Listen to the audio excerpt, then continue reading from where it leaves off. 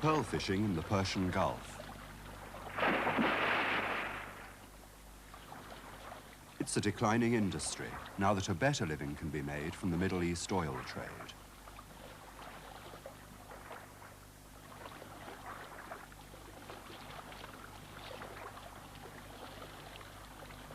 But even today, the world's best natural pearls come from here. It's a tough job. These divers must stay underwater for several minutes at a time as they pick the oysters from the seabed.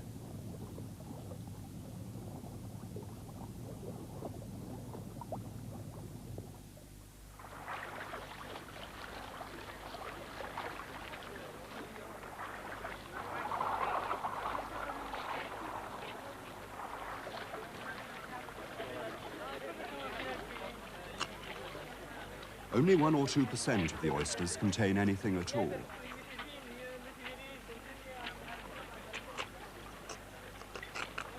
The majority of pearls which are found are worthless.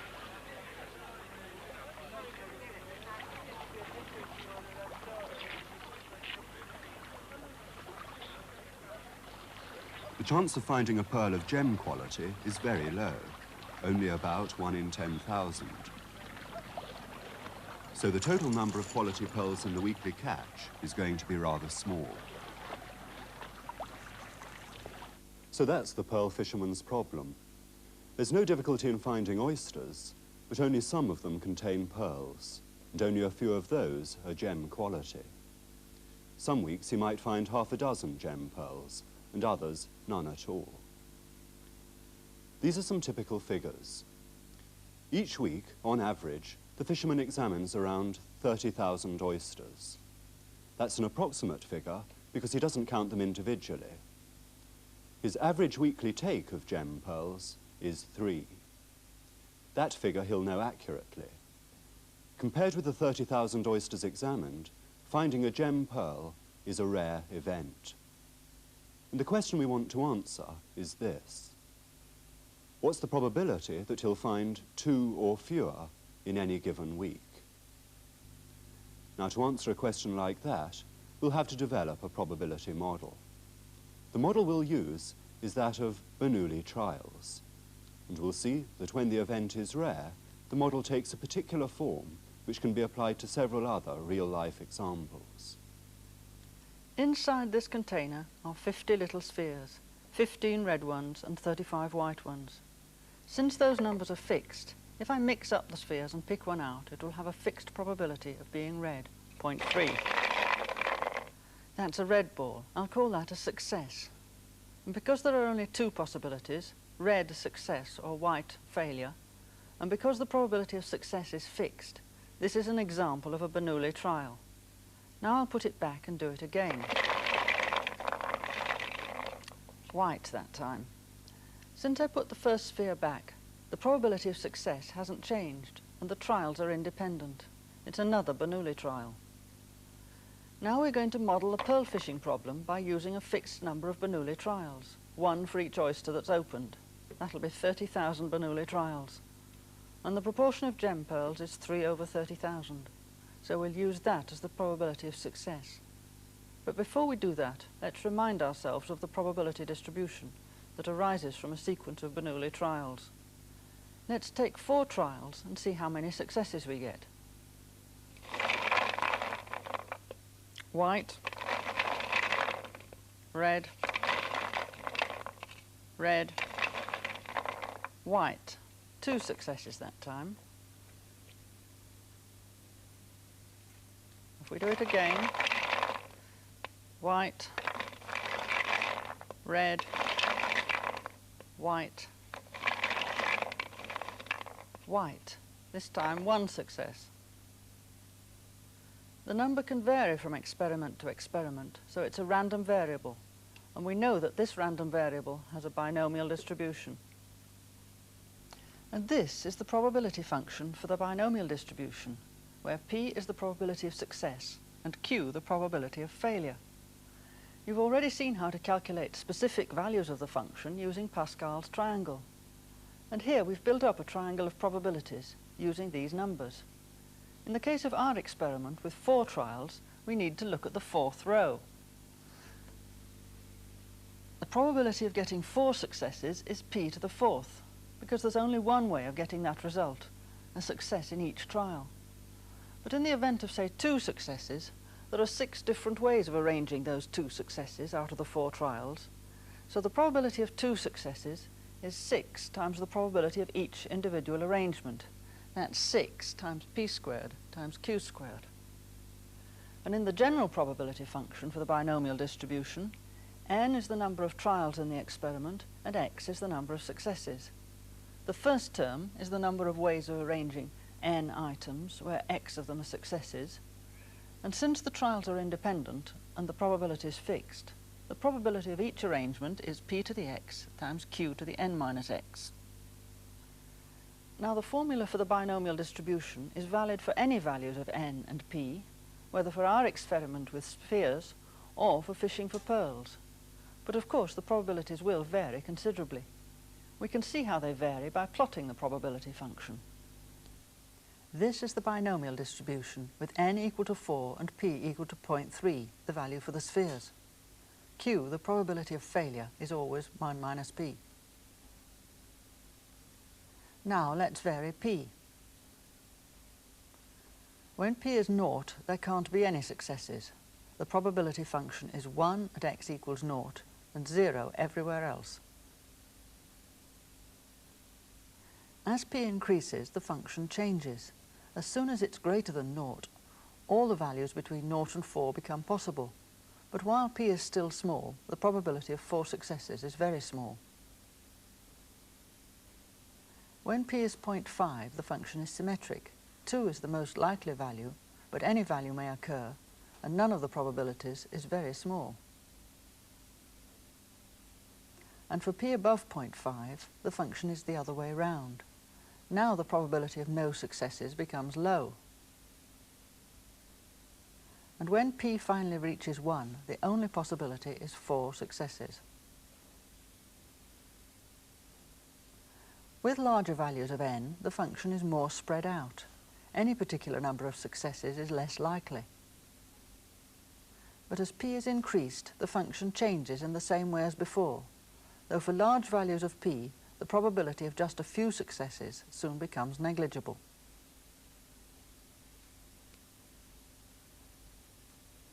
For the pearl fishing problem, n is 30,000, the number of oysters caught each week. With an average of 3 gem pearls a week, the proportion of gem pearls is 3 over 30,000, 0.301. That's the value of p we'll use. And although p is very small, success is very unlikely. N is very large. There are lots of opportunities for this unlikely event to happen. So, for the pearl fishing problem, we can calculate the probability of getting different numbers of pearls using this binomial probability function. The probability of no pearls is obtained by substituting x equal to 0, which gives us 1 times 0.9999 to the power 30,000, which is equal to 0.050 plotted on the probability diagram. The probability of getting 1 pearl is 0.149, and of 2 pearls, 0.224. Adding these figures together gives us a probability of 0.423 of getting 2 or fewer pearls in a week. So the binomial distribution can be used to solve the fisherman's problem. We just substitute numbers for the 2 parameters, 30,000 for n, and for p, the relative frequency, 3 over 30,000, and do the calculation. But remember that the only number we actually know is 3. The number 30,000 is really just a guess. The fisherman won't bother to count the oysters caught each week, and it could well be 25,000 rather than 30,000. This would give a different parameter n and a slightly higher relative frequency estimate of p. As it turns out, this doesn't affect the numerical solution to the problem. The precise value of n isn't critical. The reason is that we're dealing with a rare event. The corresponding value of p is small. And in these circumstances, we can develop a theoretical distribution related to the binomial, but which doesn't depend on n. It's called the Poisson distribution. This is the binomial distribution we had before, and as we've seen, it depends on the two parameters n and p. We're going to compare it with this new distribution, the Poisson distribution, which has the single parameter mu. In the example of the pearl fisherman, mu is the average number of pearls he gets each week. That's 3. But how's that related to the binomial distribution? The number of oysters n times the probability of a pearl p gives the average number of pearls, mu equal to n times p. And we know that mu equals 3, so there's only one possible Poisson distribution. But we don't know n accurately, so there are many possible binomial distributions. Taking mu to be 3, we'll plot the one Poisson distribution and different binomial distributions with parameters n and 3 over n. Here's the Poisson distribution with mu equal to 3. And here's the binomial distribution with n equal to 3 and p equal to 1. For this particular binomial, we're certain to get 3 successes. The Poisson distribution is nothing like it. Now let's increase n and decrease p correspondingly.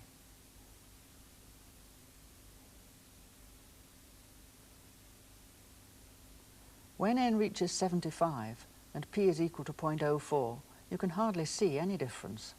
In fact, the largest difference in the probabilities occurs when there are 3 successes, and that difference is only 0.005. So, as we've seen, the Poisson distribution with parameter 3 is a good approximation to a whole range of binomial distributions, all those where p, in this case 3 over n, is small, say less than 0.04 or 0.05. The smaller p is, the closer the approximation, and of course it depends on how accurate you need to be. For our pearl fishing problem, p was 1/10,000th, certainly small enough. So we don't really need the value of n at all. We just need to know that mu equals 3, and then use the Poisson distribution. In this formula, we've put mu equal to 3. And if we add the probability of x being 0, 0.050, being 1, 0.149, and 2, 0.224, like we did before, we get exactly the same answer, 0.423. So now we have a second way to solve the fisherman's problem. The mechanical process of pearl fishing hasn't altered. We're still modelling it as a sequence of Bernoulli trials, and this leads naturally to a binomial distribution. What we've discovered is that a good approximation to this distribution is the Poisson, which doesn't depend on the number of trials. In the text, you'll find a mathematical derivation of the Poisson distribution as the limit of the binomial, and there the limit arises as n tends to infinity while p tends to 0. In practice, you'll get a good approximation if p is small. In other words, if the event you're talking about occurs rarely enough. To see what this means, we'll have to explore the Poisson distribution a little further. This is the Poisson distribution with mu equal to 3. First we'll vary mu to see how the shape changes. As mu gets smaller, the probability function gets more asymmetric, or skew as we call it, until when mu is less than 1, the most likely number of successes is 0. We can increase mu indefinitely. As it increases, the most likely number of successes also increases. The probability function becomes much more spread out.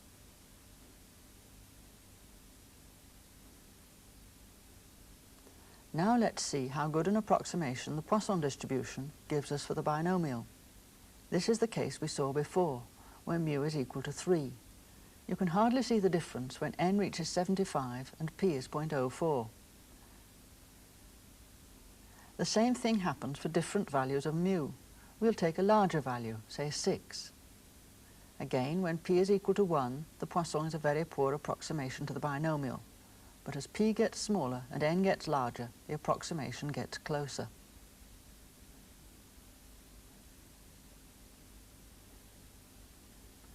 Now let's try a smaller value of mu, 1.5. By the time p is as small as 0.03, you can hardly see any difference.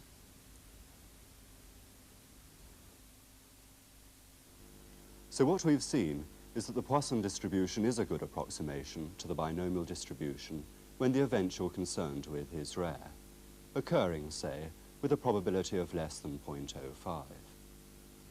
And the Poisson distribution will be much more convenient to use because it only depends on a single parameter, the number mu. So let's look at some more applications. At first glance, it won't be immediately obvious that there are any rare events involved, but as we'll see, we can identify rare events, and the Poisson distribution will be a suitable model. When traffic flows freely along a road, each car is moving independently of the other cars on the road. This pattern of traffic flow can be modeled by a Poisson distribution. If we take a photograph of a stretch of road, like this section of the M40, we can count the number of vehicles in a particular stretch.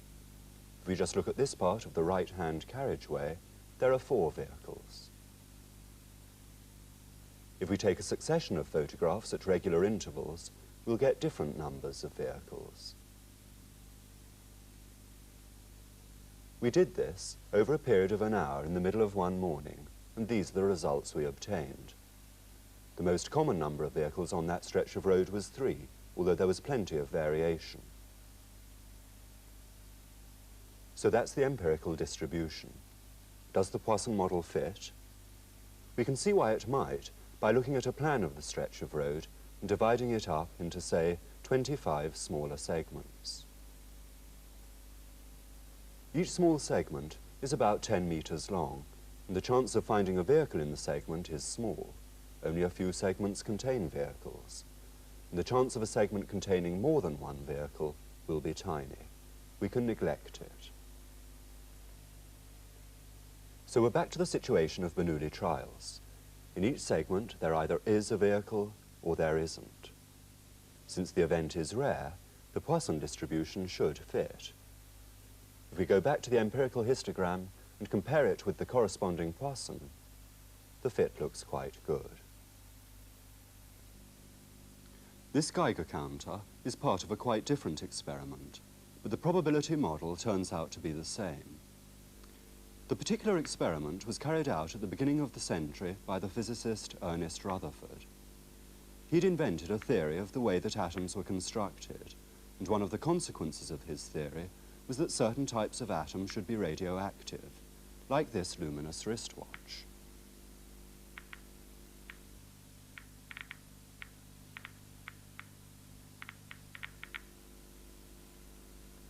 Now, we can model radioactive emission in the same way as traffic, but instead of looking at events stretched out in space, we look at events stretched out over time.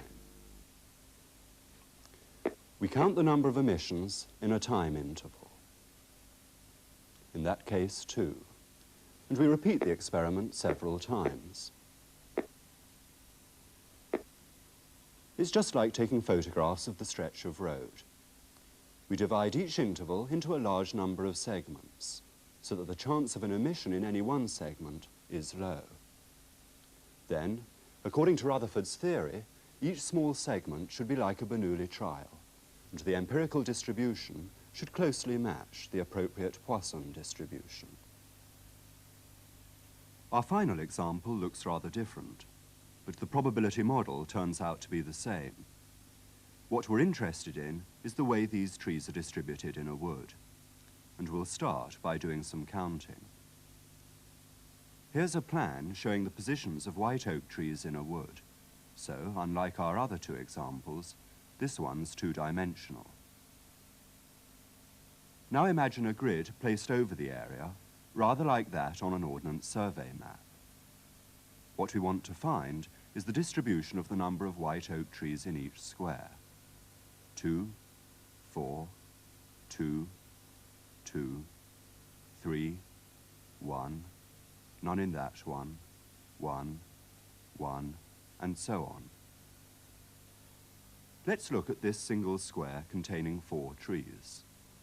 The number 4 is a single observation, but from what distribution? We can answer this question by superimposing on the square a new grid, sufficiently fine that no small square contains more than 1 tree. Now, for these particular trees, botanical considerations suggest that in each small square we'll have a Bernoulli trial. Either the square contains a tree or it doesn't. The probability is constant, and the events are independent from one square to another. So, once again, we can go straight to the Poisson distribution, and we'll estimate the parameter mu. The average number of trees in each large square of the grid is the average of the numbers 2, 4, 2, 2, 3, and so on, and it turns out to be 1.272. Now let's compare our data with the theoretical distribution. Here's the data.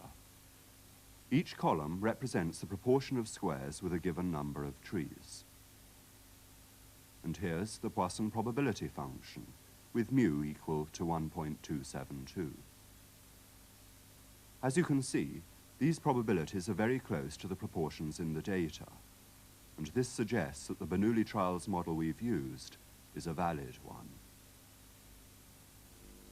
So what we've seen is that the Poisson distribution is very useful for representing Bernoulli trials where the probability of success is small, but that this Bernoulli model sometimes has to be artificially constructed.